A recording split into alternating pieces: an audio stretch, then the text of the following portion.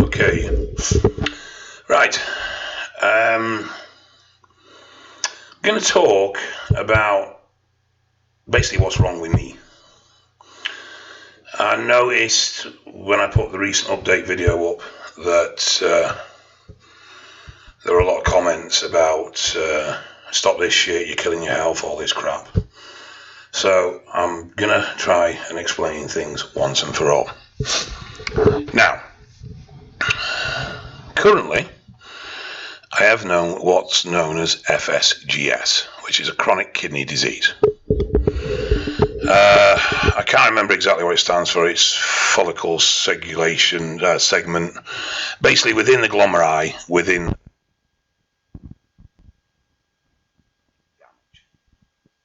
So what does this actually mean in real world terms? It means I leak a lot of protein, which means the protein levels in my blood are low. Now, one of the things that protein does in the bloodstream is help hold fluid in there. As a result, fluid tends to leak under my skin. So therefore, I naturally have a high level of water retention. Now, in order to combat this, I can use diuretics and prescribe them. I don't use them because I don't like them. Now, what these do is draw what fluid there is in my blood out, creating effectively a vacuum for fluid, which then pulls the fluid out from under my skin into my water, then through my kidneys and out again. It also pulls the water from my muscle tissue out as well.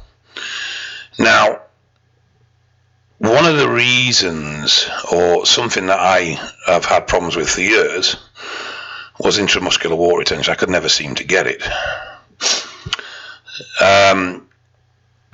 Another effect of my kidney issue is that I get tired easy. Now, initially when I was diagnosed,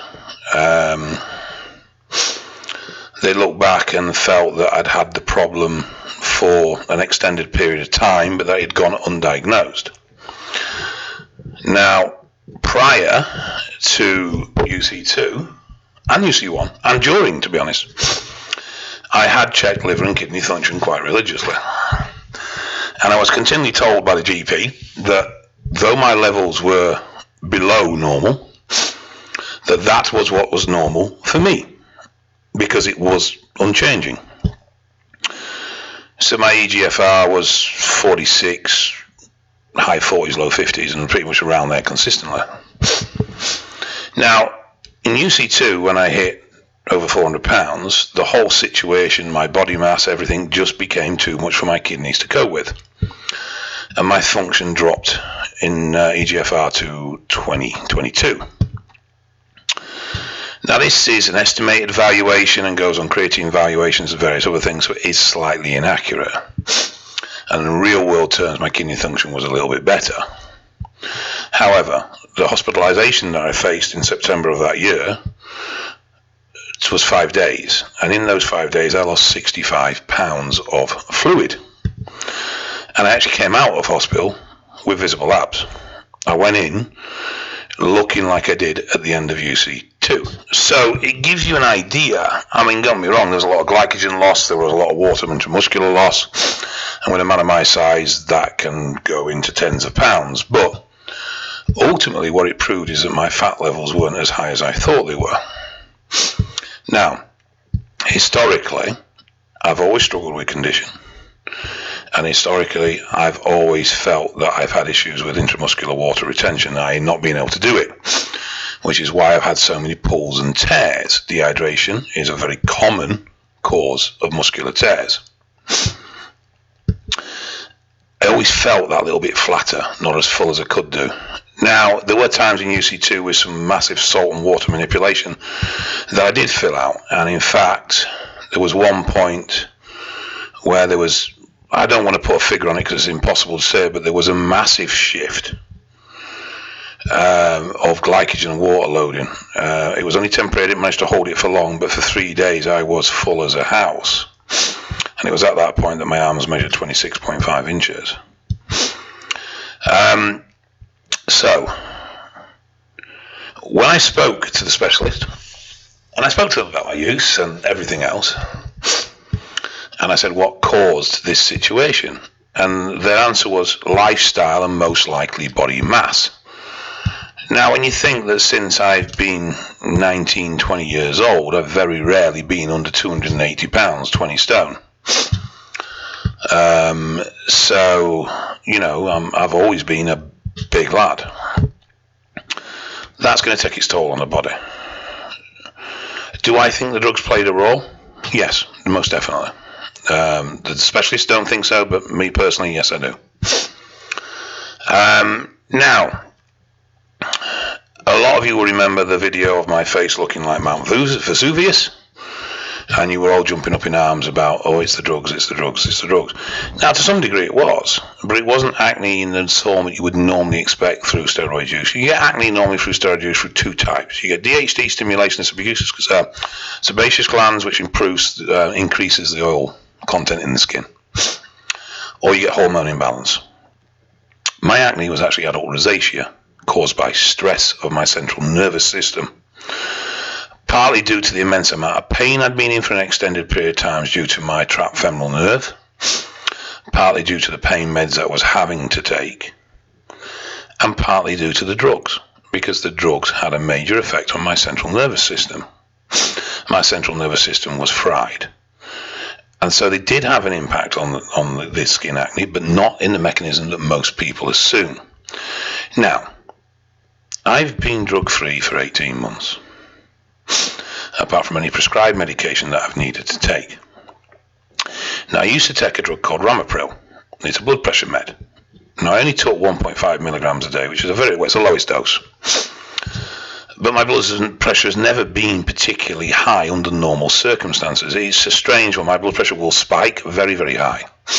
For a rested state, it's always usually around the 124/67 sort of mark, or 124/60. It's reasonable. It's quite good, especially considering my size.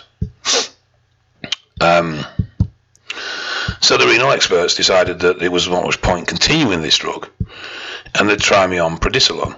Now, prednisolone is a corticosteroid, anti-inflammatory drug, shown to improve and potentially repair FSGS. But its side effects are quite horrendous. 50% of all prednisolone users end up with some sort of upper respiratory tract infection. 3 out of 1,000 people end up with sepsis, which is severe blood poisoning. Unfortunately, I got this. Now, other side effects include spots, but not in the form of acne, more in the form of like a rash, flushing of the face, the first couple of weeks I found a massive impact on my cognitive function. I was really spaced out all over the place, mood-wise. Not good at all. They have an impact on your gastro health, so I have to take a protective medication for that as well. They are a catabolic agent, which basically means that they will spike your temperature because they make carbs, fats, proteins, muscle tissue, everything very available to burn as energy. And they massively suppress your immune system. And this is where I've suffered the most. I currently have picked up what would be a cold. I picked up a tonsillitis, which then got very extreme and turned into blood poisoning and sepsis. And there's suspicion that I may have chickenpox, stroke, shingles, because my immune system is hammered through the floor. I have since consulted with the renal specialist, and they have decided that there's no real change in my renal function.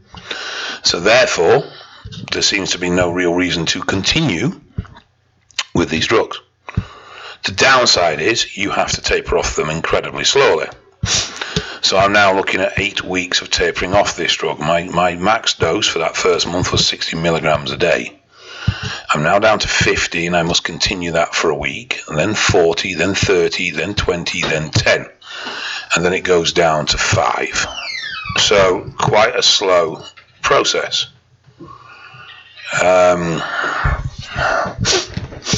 So that is where we are. Okay? So I'm not taking loads of shit. I am on prescribed medication, which unfortunately has hammered my immune system and resulted in me catching every bug under the sun. As you can tell, I've got a cold now. My nose is streaming and snotty as anything. I've got a pounding headache, and generally I feel like shit. But it will improve. It will get there. It's no worse than anyone else just being ill.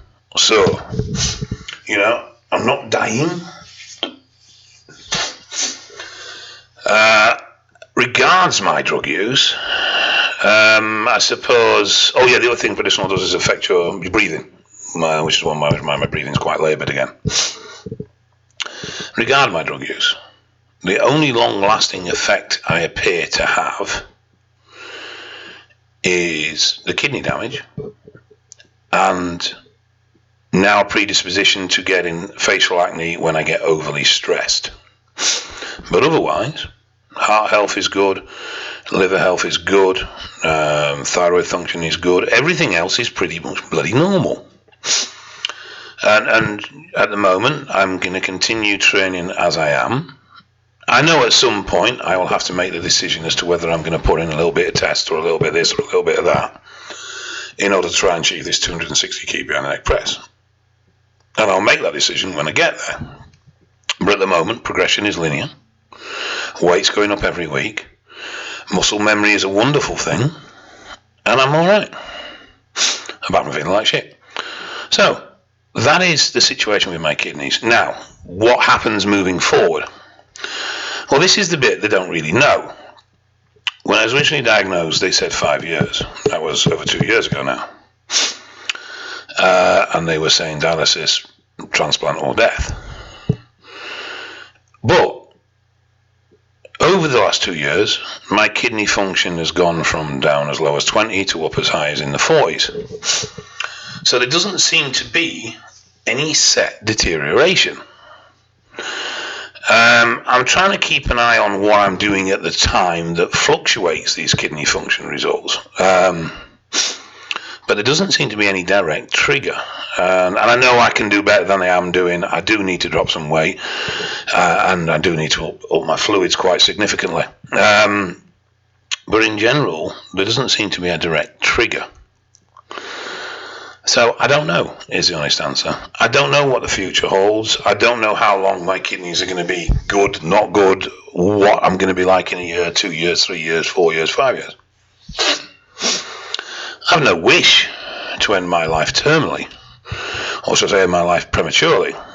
But at the same time, I have no wish to curl up into a ball and say goodbye to the world and not do anything either. So the decisions I make are based on the circumstances at the time and whether I feel the risk-reward ratio is beneficial. I'm not walking into things blindly or obsessively. I enjoy my training and I enjoy pushing hard in the gym, and that does have a massive impact on the quality of my life.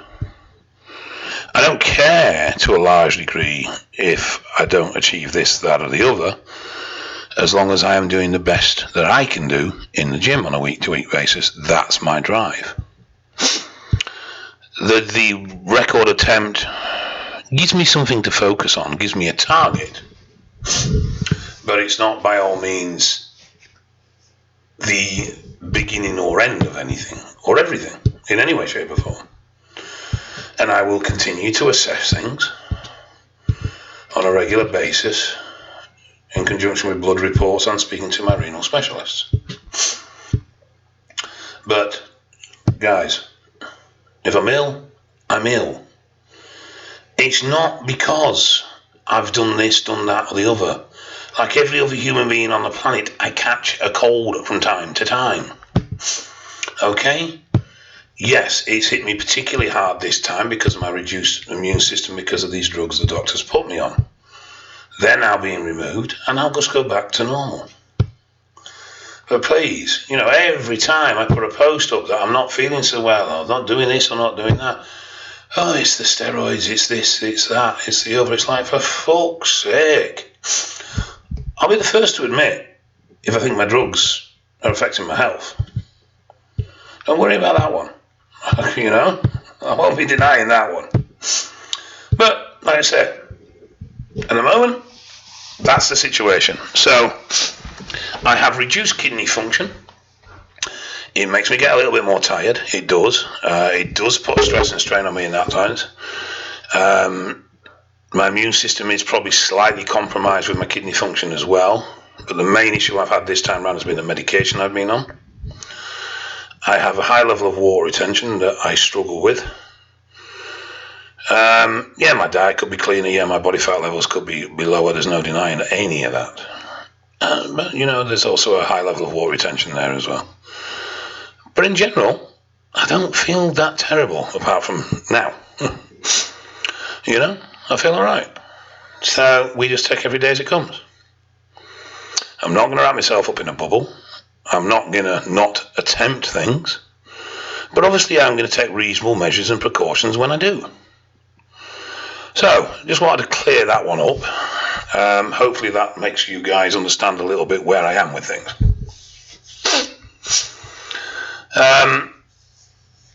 From what I understand, at some point they will fail, irrespective of what I do.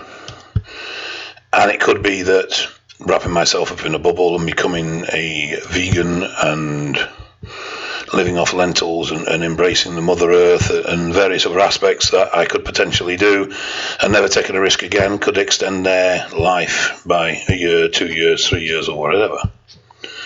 But equally, it could not. And I could wrap myself up in a bubble and I could stop doing what I enjoy and everything else and find it doesn't have any difference at all on the longevity of my kidneys. So, it's just one of them, how long is a piece of string questions, and no one can give me answers because nobody actually knows. So all I can do is be sensible. Well, as sensible as I can be, which isn't very sensible, I suppose, really, because if I was sensible, I wouldn't have done all this shit in the first place. But anyway, you get my point. So, there we go. Right, I'm going to go. Take care, and I will speak to you soon.